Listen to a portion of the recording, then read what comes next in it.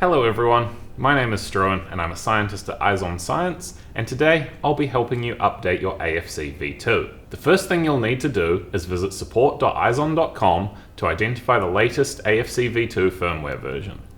When your AFC is powered on, press the About button in the top right corner of the screen. This will display the current firmware version installed. If this matches the number displayed on the website as the latest version, then your AFC is already up to date. If your AFC is not running this version, then download the AFC Updater program. The link can be found in the description below. Plug the micro USB into the AFC and connect it to the USB port on the computer with the AFC Updater installed. Then plug the AFC in and make sure the power is turned on. Open the Updater program. It should automatically select the COM port of the AFC. If it does not, open the program while the AFC is not plugged in and make a note of which COM ports are available. Then close the software, plug in the AFC and restart the update program.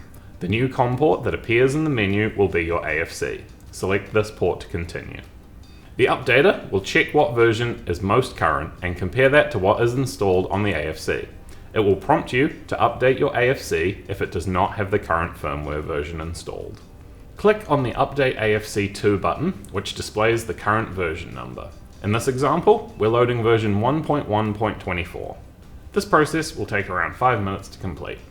During the update, do not connect any other USB devices or turn off the AFC. During the update, you will be asked to calibrate the touchscreen. Press the dots on screen in the order they appear to complete the update. When complete, check that the About screen of the AFC now displays the version number you installed. Your AFC software is now up to date. Please contact us at support@izon.com for more information or if you have any questions.